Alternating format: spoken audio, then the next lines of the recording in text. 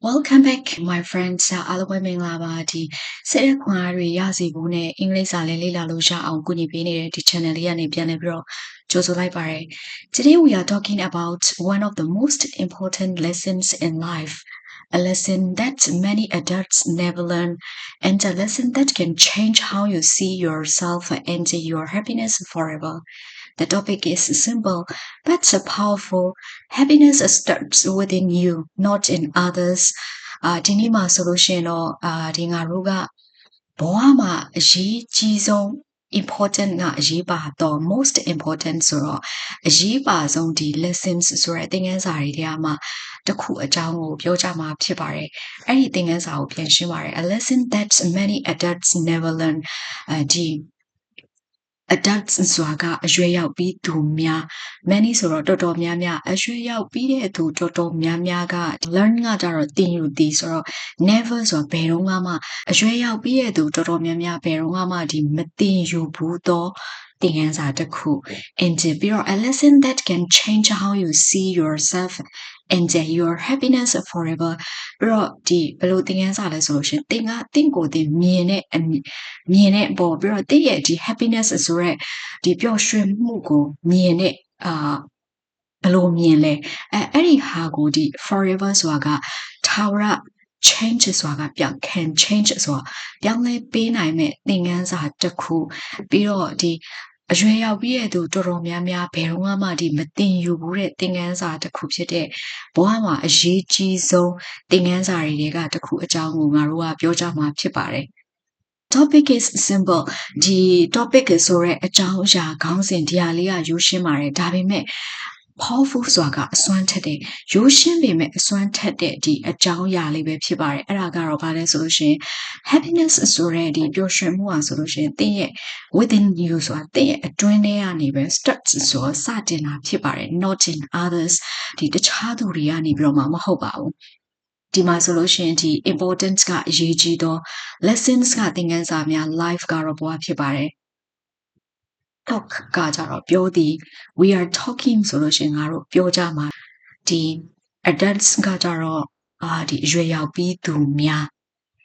ပြီးတော့ change ကကြတော့ပြောင်းလဲသည် see ကကြတော့မြင်သည်သင်ကိုယ်သင်ဘယ်လိုမြင်လဲ yourself ကသင်ကိုယ်သင်ဘယ်လိုမြင်လဲပြီးတော့သင်ရဲ့ပျော်ရွှင်မှုကိုသင်ရဲ့ပျော်ရွှင်မှုအပေါ်မှာမြင်တဲ့အမြင်သင်ကိုယ်သင်မြင်တဲ့အမြင်စတာတွေကို forever ဆိုတာကအမြဲထာဝရMost people feel unhappy because they expect happiness to come from outside. They think, if others support me, I will feel strong. If someone loves me, I will be happy. If people appreciate me, I will feel good. ဒီလူအများစုက most ဆိုတာကအများစု many ကကြတော့ဒီ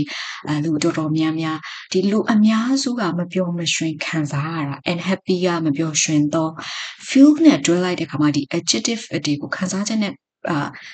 ဆိုင်တဲ့ adjective တွေကိုဒီ feel နဲ့တွဲတဲ့အခါမှာဒီ adjective က verb ဖြစ်သွားပါတယ်ဒီလူအများစုကဒီမပျော်မရွှင်ခံစားရတယ် because ဘာဖြစ်လို့လဲဆိုတော့သူတို့က expect ဆိုတာမျှော်လင့်သည်ဒီသူတို့ကဒီပျော်ရွှင်မှုကိုအပြင်ကနေပြီးတော့မှလာဖို့ရန်မျှော်လင့်တဲ့အတွက်ကြောင့်ပဲဖြစ်ပါတယ်တဲ့expect ကမျှော်လင့်သည် happiness ကပျော်ရွှင်မှု calm ကကြတော့လာသည် outside ကကြတော့အပြင်ဘက်ဒီပျော်ရွှင်မှုကိုအပြင်ကနေလာမယ်ဆိုပြီးတော့သူကမျှော်လင့်တဲ့အတွက်ကြောင့်ဖြစ်ပါတယ် because ကအဘဲကြောင့်ဆိုတော့ they think သူတို့ကထင်ကြတယ် strong ကတတ်မှတော့ feel ကခံစားရသည်ဆိုတော့ကျွန်တော် feel strong ဆိုတတ်မှသည်ဒီတတ်မှလာမယ်တခြားသူတွေက support ဆိုတာကကြတော့ထောက်ပံ့ပေးတာတခြားသူတွေကငါ့ကိုထောက်ပံ့ပေးမယ်ဆိုလို့ရှိရင်ဒီငါကတတ်မှလာမှာဒီတယောက်ယောက်ကသာငါ့ကိုချစ်မယ်ဆိုလို့ရှိရင်ငါကပျော်မှာ happy ကပျော်ရွှင်တော့ဒီ be happy feel happy သုံးလို့ရပါတယ်ပြီးတော့လူတွေကငါ့ကို appreciate ဆိုတာကဒီမိုးထားတာလူတွေကငါ့ကိုတန်မိုးထားရင်ကောင်းမှာပဲအဲ့လိုမျိုးတွေးကြရတယ်တဲ့ feel good ကကြတော့ဒီ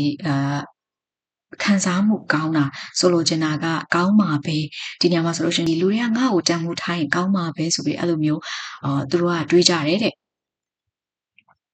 But the painful truth is, people are unpredictable. They change, they live, and they feel. So if your happiness depends on them, your happiness will rise and fall with their behavior, and that makes your life unstable and stressful. A man got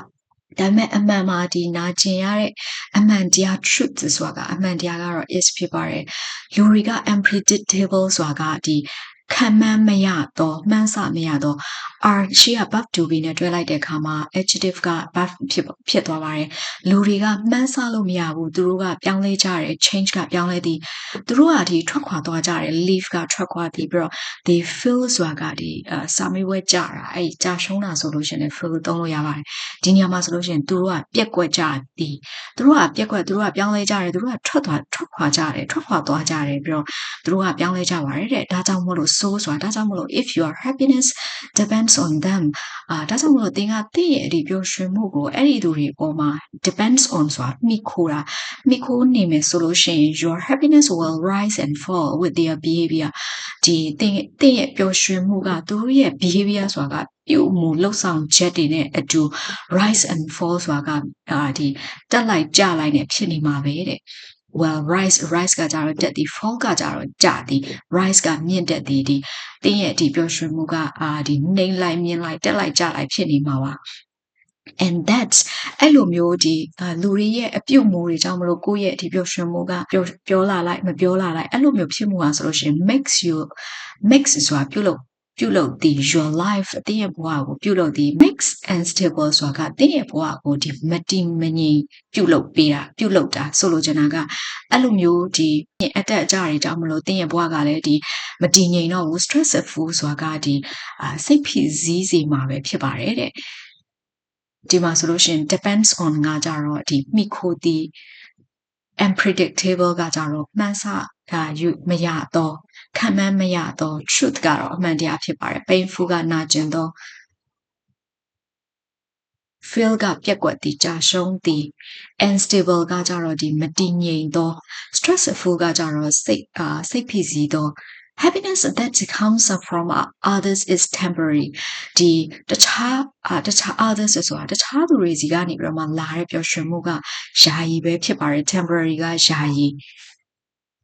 is ကဖြစ်သည်ဒီယာယီပဲဖြစ်ပါတယ်တဲ့ when you get praise attention love or approval from others it feels good of course it does but it doesn't last because anything that comes from outside can disappear ဒီသင်ကဒီ praise ဆိုရဲချီးမွမ်းခံရတဲ့အခါမှာ get ကရရှိသည် praise ကကြတော့ချီးမွမ်းမှုရရှိတဲ့အခါဆိုချီးမွမ်းခံရတဲ့အခါမှာပြီးတော့ဒီ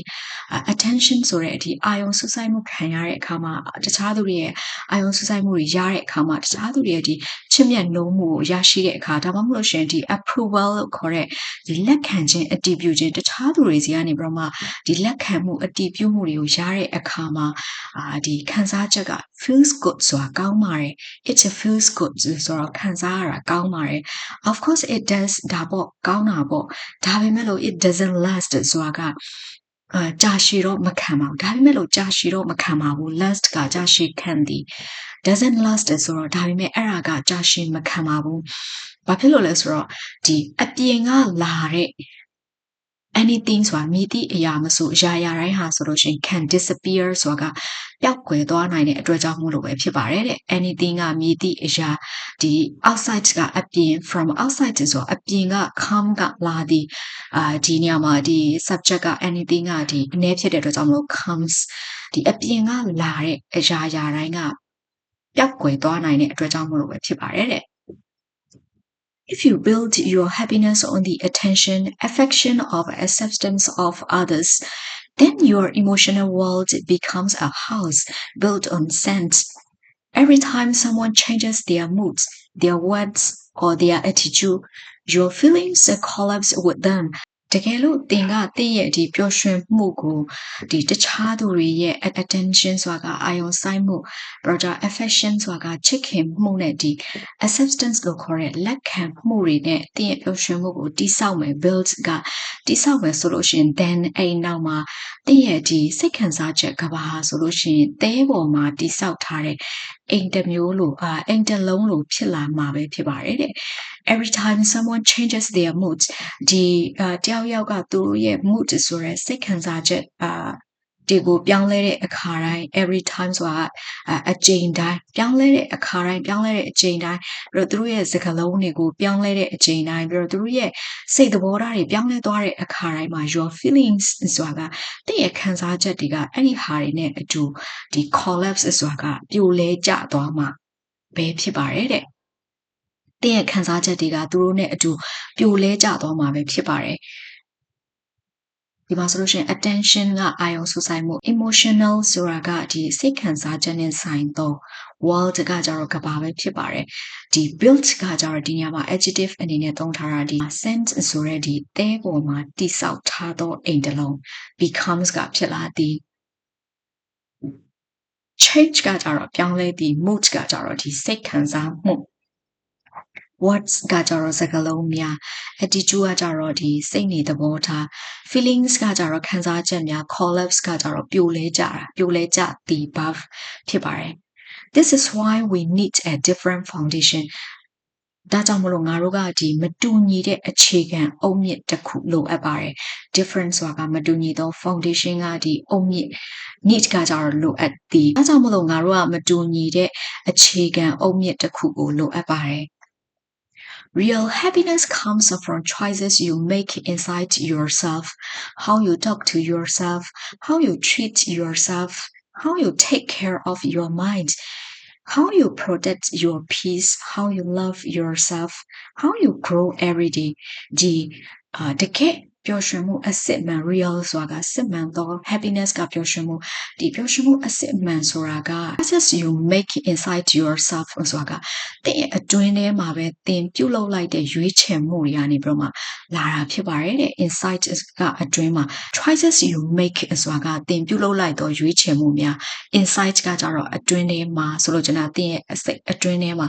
yourself ဆိုတာကသင်ကိုယ်သင်ဒီသင်ကိုယ်သင်သင်ရဲ့အတွင်းထဲမှာသင်ပြုလုပ်လိုက်သောရွေးချယ်မှုတွေကနေပြီးတော့မှလာတာဖြစ်ပါတယ်ဘယ်လိုမျိုးရွေးချယ်မှုတွေလဲဆိုလို့ရှင်သင်ကဒီတင့်ကိုယ်တင်ဘယ်လိုပြောလဲ talk ကကြတော့ပြောသည်တင့်ကိုယ်တင်ဘယ်လိုပြောလဲပြီးတော့တင့်ကိုယ်တင်ဘယ်လိုဆက်ဆံလဲ treat ကဆက်ဆံသည်ပြီးတော့ကြတော့တင့်ကိုယ်တင်ဘယ်လို take care ဆိုတာကgive side လဲပြီးတော့တင့်ရဲ့ဒီ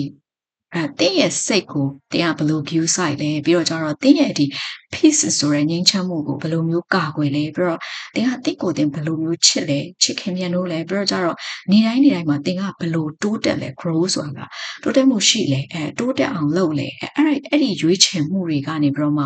real happiness လို့ခေါ်တဲ့ဒီစစ်မှန်တဲ့ပျော်ရွှင်မှုကလာတာပဲဖြစ်ပါတယ် talk ကပြောသည် treat ကကြတော့ဆက်ဆံသည် take care ကကြတော့ give side သည် mind ကကြတော့စိတ်ဖြစ်ပါတယ် protect ကကာကွယ်သည် peace က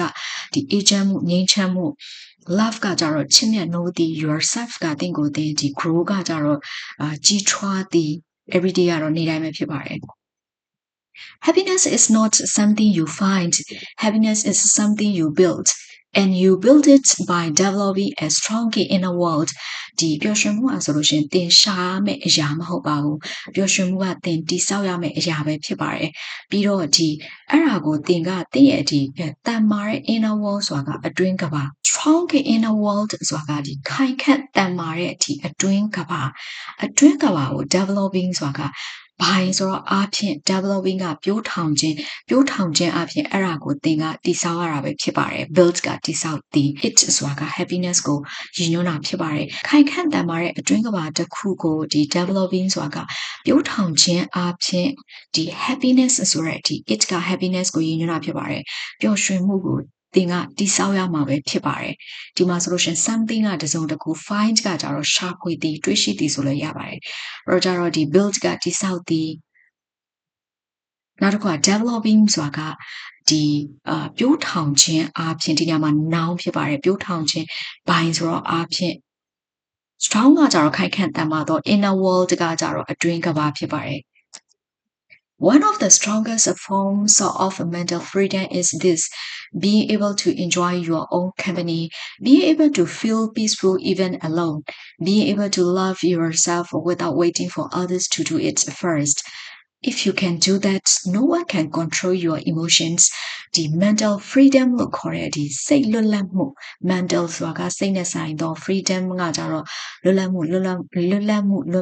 မှုဒီစိတ်လွတ်လပ်မှုရဲ့ strongest ဆိုတာကခိုင်မာဆုံး strong ရဲ့ဒီ superlative degree ဖြစ်ပါတယ်အတန်မာတော့ရဲ့ဒီအတန်မာဆုံး forms ကကြတော့ပုံစံများဒီစိတ်လွတ်လပ်မှုရဲ့အတန်မာဆုံးအခိုင်ခံဆုံးအတန်မာဆုံးပုံစံတွေထဲမှာတစ်ခုကတော့ is this ဒါပဲဖြစ်ပါတယ်တဲ့ဒီတင်ကတင့်ကိုတင်အဖို့ပြုပြီးတော့ enjoy ဆိုတာကပျော်ရွှင်နိုင်တာ able ကဒီနိုင်တော့ဆိုတဲ့အဓိပ္ပာယ်ရပါတယ် able to enjoy ဆိုတာက enjoy ကပျော်ရွှင်သည် to enjoy ဆိုတာပျော်ရွှင်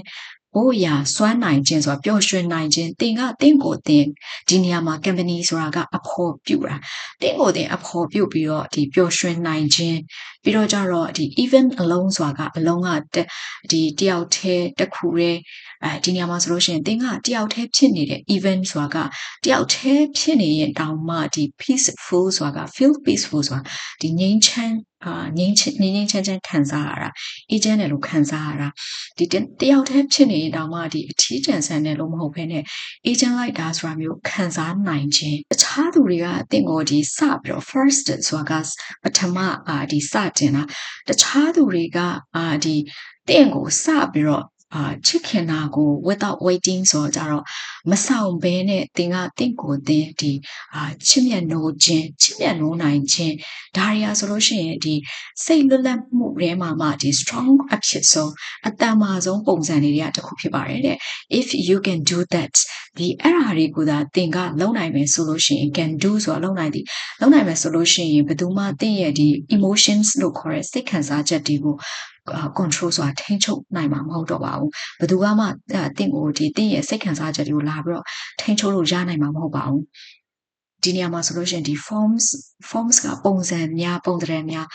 mental ကကြတော့စိတ်ခံစားချက်နဲ့ဆိုင်တော့ freedom ကကြတော့လွတ်မြောက်မှုဒီနေရာမှာဆိုလို့ရှိရင် mental freedom ကစိတ်လွတ်လပ်မှုအုံးကကြတော့ကိုယ်ပိုင်ဖြစ်ပါတယ် enjoy ကပျော်ရွှင်သည် company ကကြတော့ဒီအဖော်ပြုခြင်းကိုဟာကိုအဖော်ပြုတာအလုံးကကြတော့တယောက်တည်း peaceful ကကြတော့ဒီငြိမ်းချမ်းသောအေးချမ်းသော feel ကခံစားရသည် waiting ကကြတော့စောင့်ခြင်း without waiting ဆိုတော့မဆောင်ဘဲနဲ့ control ကထိန်းချုပ်the emotions ကစိတ်ခံစားချက်များ you understand that your worth is not measured by someone's approval someone's attention or someone's decision to stay in your life you finally step into a kind of emotional power that allows you to feel whole even when the world is quiet even when people are distant and even when life doesn't go the way you expected your worth is worth တင်တန်ဖို့ကိုဒီတူဦးရဲ့ someone ဆိုတာတစုံတယောက်တူဦးဒီတူဦးရဲ့ approval ဆိုတာကကြတော့ဒီသဘောတူညီမှုတယောက်ယောက်ရဲ့ဒီသဘောတူညီမှုတယောက်ယောက်ရဲ့ဒီတစုံတယောက်ရဲ့ attention တူဦးရဲ့ attention ဆိုတာကအာယုံစူးစိုက်မှုဒါမှမဟုတ်လို့ရှိရင်ဒီ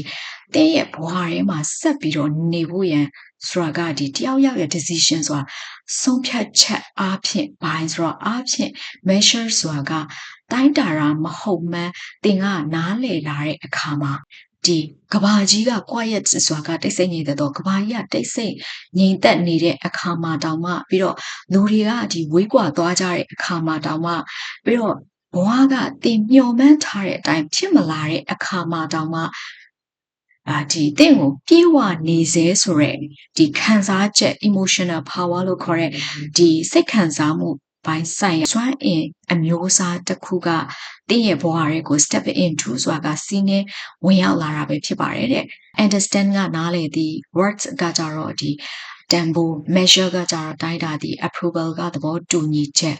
attention ကကြအာယုံစူးစိုက်မှု decision ကဆုံးဖြတ်ချက် stay ကနေသည် life ကတော့ finally ကနောက်ဆုံးမှာ step into ဆိုတာကဒီ step ကခြေလမ်းဒီနေရာမှာဆိုလို့ရှိရင် buff အနေနဲ့သုံးထားတာ step into ဆိုတာကဒီစီးနှင်းဝင်ရောက်တာ kind ဆိုတာကအမျိုးအစား emotional power ကဒီ emotional ကစိတ်ခံစားချက်နဲ့ဆိုင်တော့ power ကစွမ်းအားဒီမှာဆိုလို့ရှိရင်စိတ်ခံစားမှုဆိုင်ရာစွမ်းအား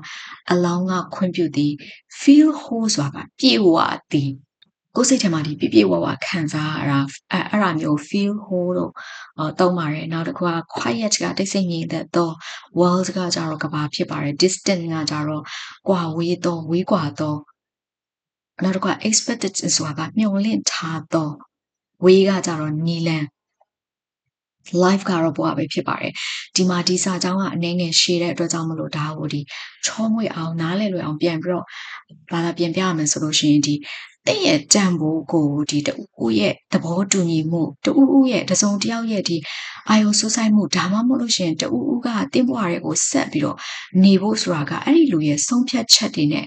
တိုင်းတာခံရတာမဟုတ်မှန်းနားလေသဘောပေါက်လာတဲ့အခါမှာတင်ကနားလေသဘောပေါက်လာတဲ့အခါမှာဒီကဘာကြီးကတိတ်ဆိတ်နေတဲ့အချိန်ဆိုလို့ကျင်တာကကိုကဥမာထားပါတော့ကိုကအလုံးလုံးကိုက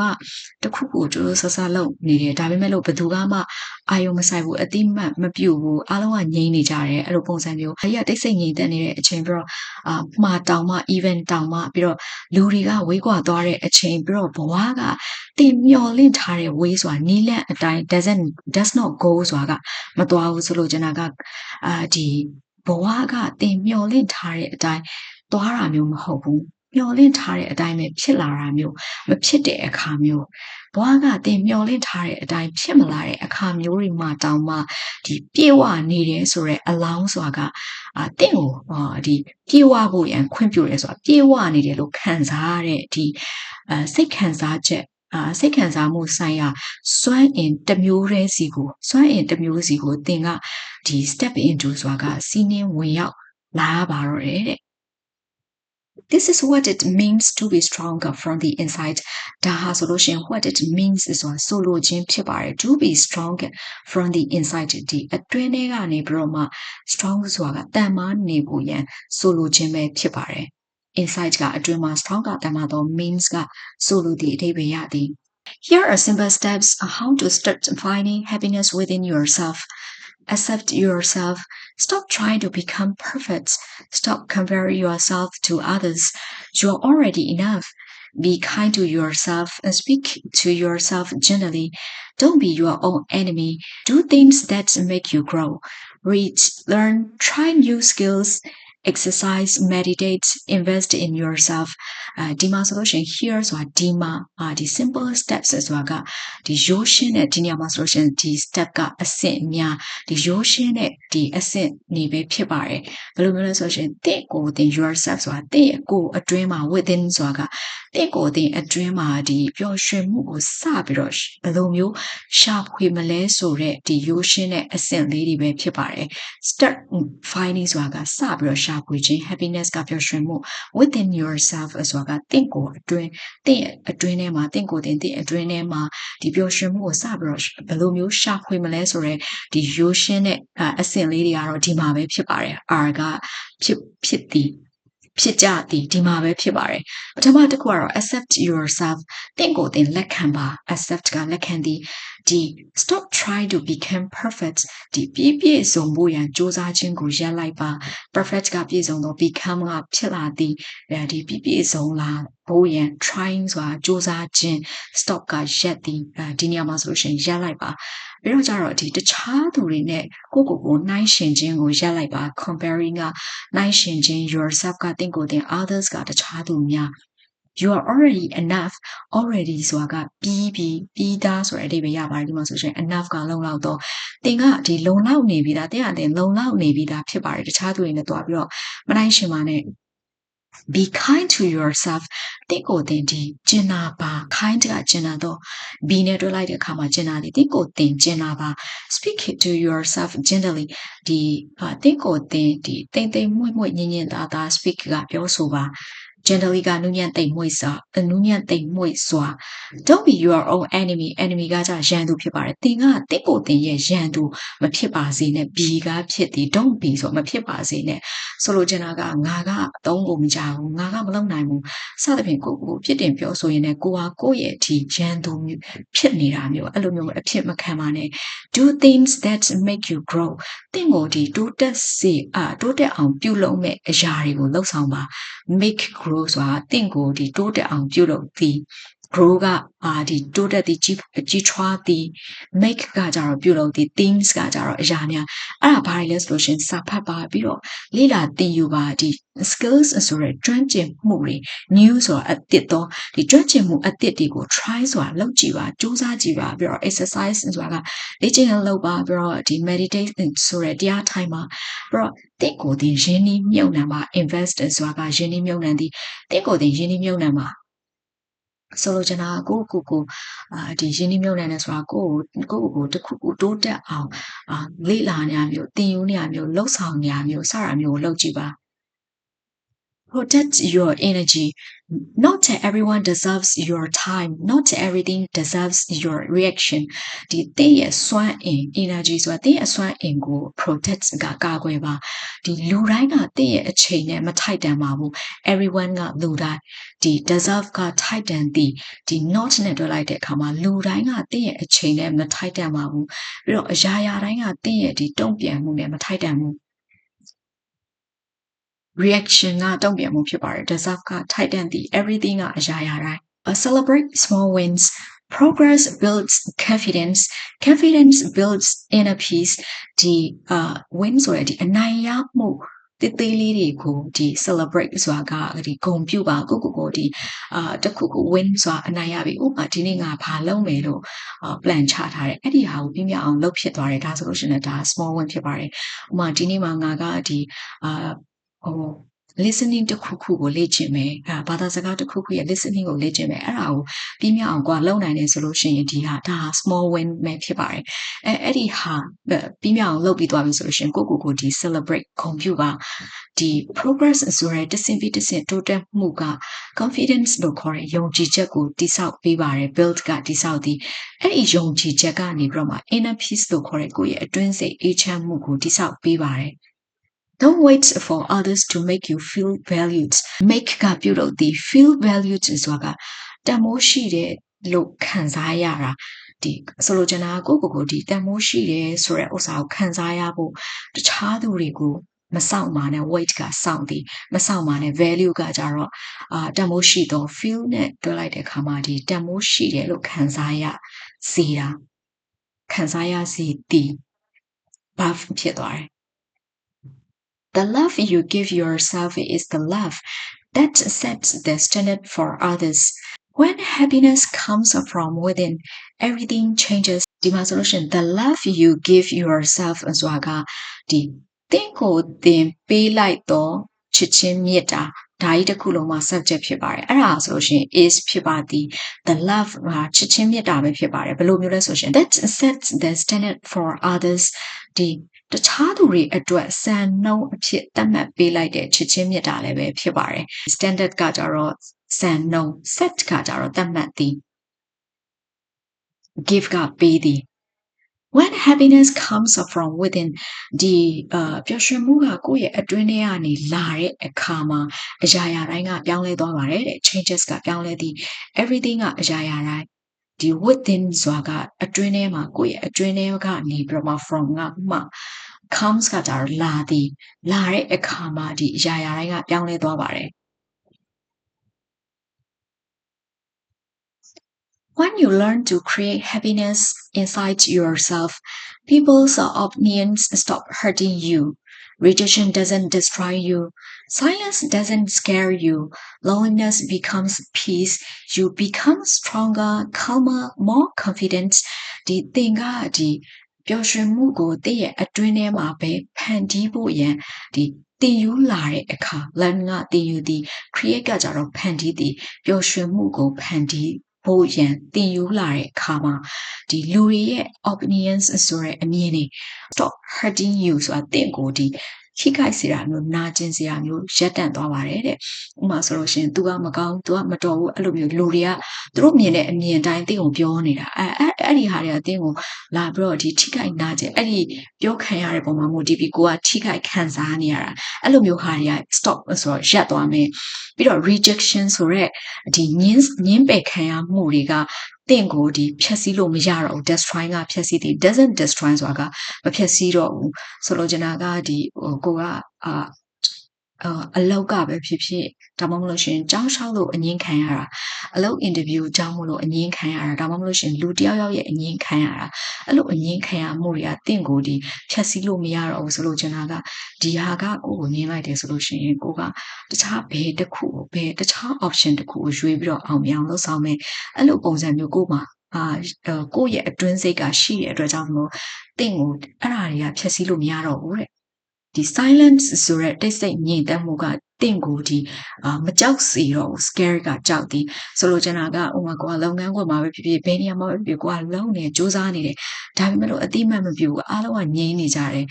အဲ့လိုမျိုးငြိမ်နေတဲ့ silence တိတ်ဆိတ်ငြိမ်သက်မှုအဲ့ဒီဟာတွေကဆိုလို့ရှိရင်လို့ငြိမ်နေတဲ့အခါမှာငါလှုပ်တဲ့ဟာကမကောင်းလို့လားအဲ့လိုပုံစံမျိုးကိုကကြောက်တာအဲ့လိုမျိုးမကြောက်စီတော့ဘူးတဲ့ loneliness ဆိုတဲ့ဒီအထီးကျန်ဆန်မှုอ่ะဆိုလို့ရှိရင် peace လို့ခေါ်တဲ့ငြိမ်းချမ်းမှု becomes ကဖြစ်လာတယ်တဲ့ဒီအထီးကျန်ဆန်လိုက်တာငါတယောက်တည်းအဲ့လိုပုံစံမျိုးမဟုတ်ဘဲနဲ့ငါတယောက်တည်းဖြစ်တဲ့အတွက်ကြောင့်မို့လို့ဒီအေးချမ်းလိုက်တာငြိမ်းချမ်းလိုက်တာအဲ့လိုပုံစံမျိုးဖြစ်သွားတယ်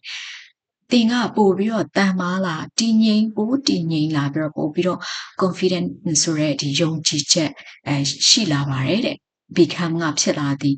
ပို့ပြီးတော့ဒီတန်မားလာတယ်ပို့ပြီးတော့တည်ငြိမ်လာတယ်ပြီးတော့ပို့ပြီးတော့ယုံကြည်ချက်ရှိလာပါတယ်တဲ့အဲ့ဒါတွေကဒီတင်ကတင့်ရဲ့အတွင်းထဲကနေပြီးတော့မှတင့်ကိုတင်ရဲ့အတွင်းထဲကနေပြီးတော့မှဒီပျော်ရွှင်မှုကိုဖန်တီးဖို့ရန်တင်ယူလာတဲ့အခါမှာဒါတွေဖြစ်လာမှာပါ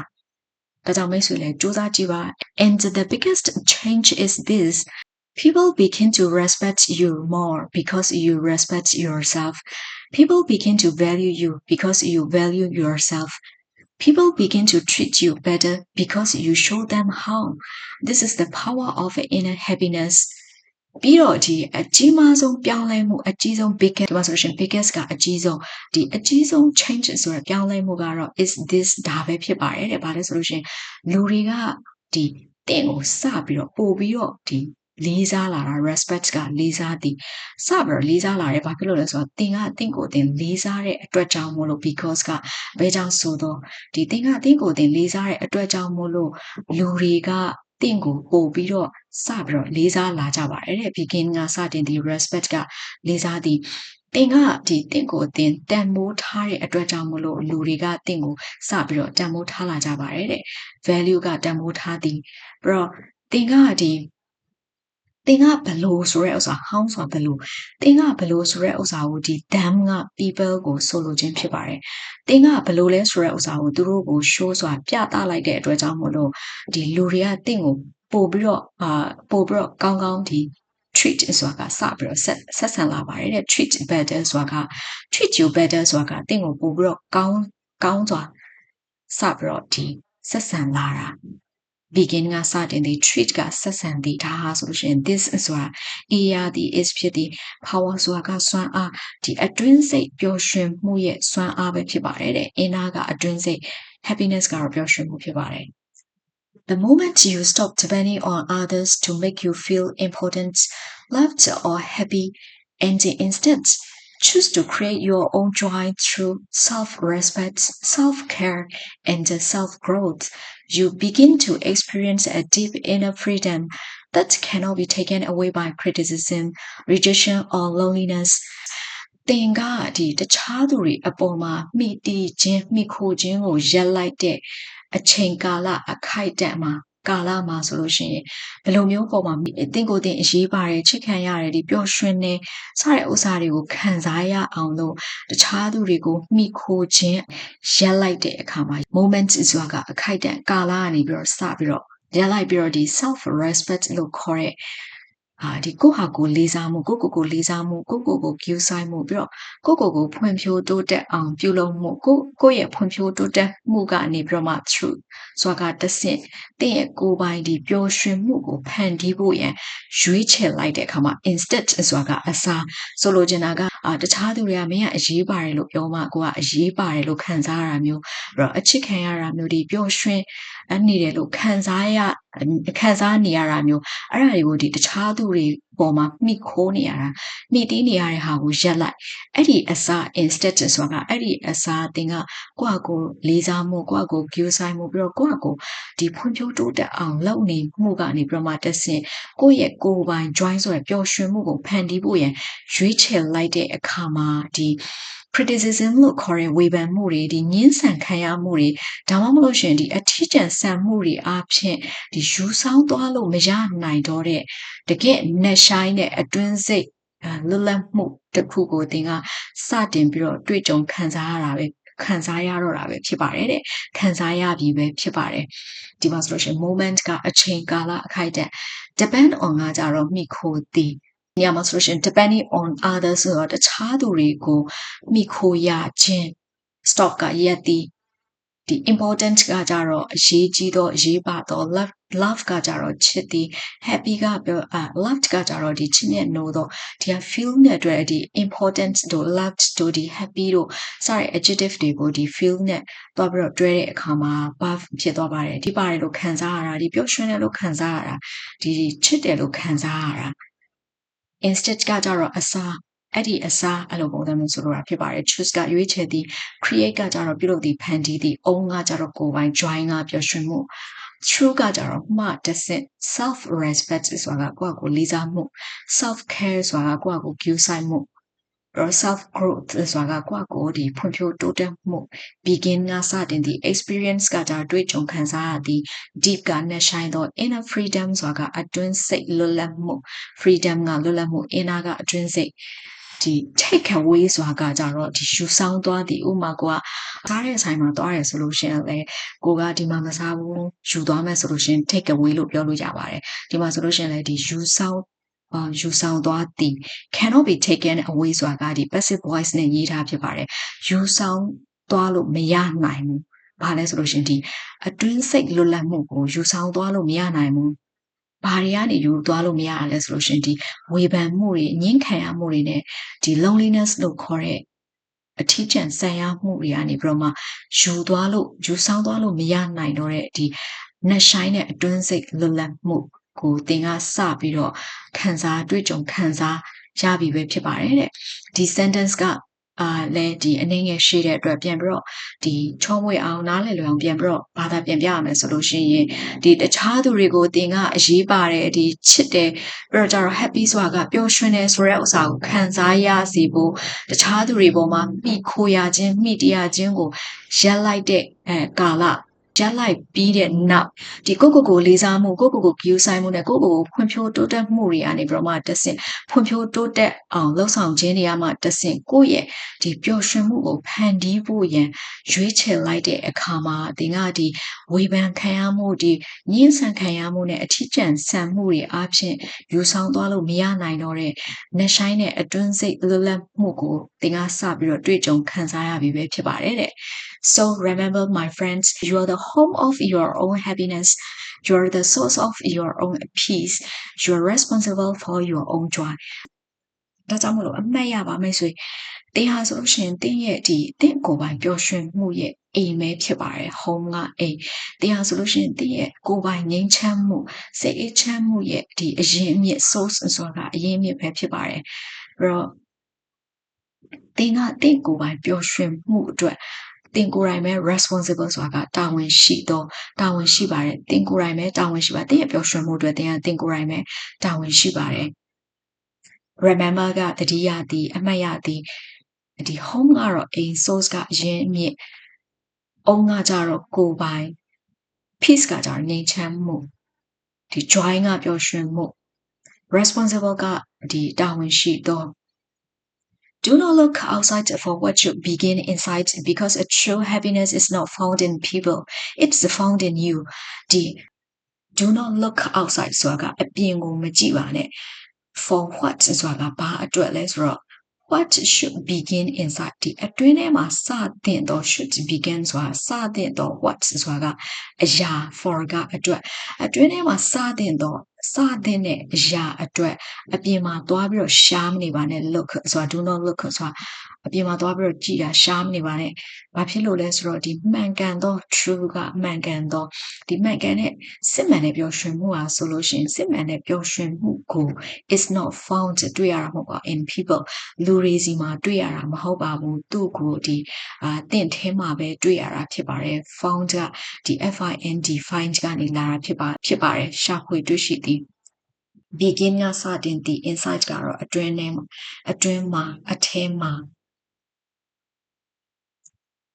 Thank you for spending your time with me today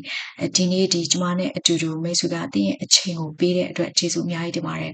I hope this message reminds you of how powerful you truly are this message ဆိုတာကဒီပေးခြင်းတဲ့အကြောင်းအရာ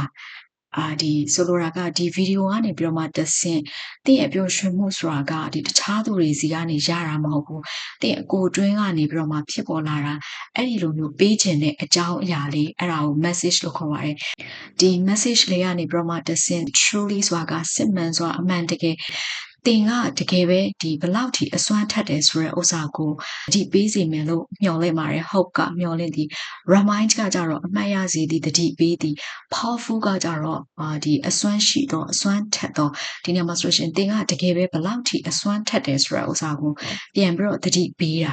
ဒီ message လေးကနေပြီးတော့မှတဆင့်တတိပေးလိမ့်မယ်လို့ hope ကမျှော်လင့်ပါတယ် if you enjoyed this video and learned something today please like share and subscribe for more motivational English stories ဒီနေ့ဒီ video လေးကိုသင်ကနှစ်သက်မယ်ပြီးတော့တစ်စုံတစ်ခုကိုမိတ်ဆွေကသင်ရရှိခဲ့မယ်ဆိုလို့ရှိရင်ဒီ video ကို like and share လုပ်သွားပြီးတော့အခုလိုမျိုးဒီစိတ်အားထက်သန်မှုတွေပြီးတဲ့အင်္ဂလိပ်စာလေးလေ့လာလို့ရတဲ့ stories တွေကိုထပ်မံပြီးတော့ဖန်တီးဖို့ရအတွက်ဒီ channel ကို subscribe လုပ်သွားလို့လည်းရပါတယ် see you in the next video နောက် video မှာပြန်လည်ဆုံတွေ့ကြမယ် bye bye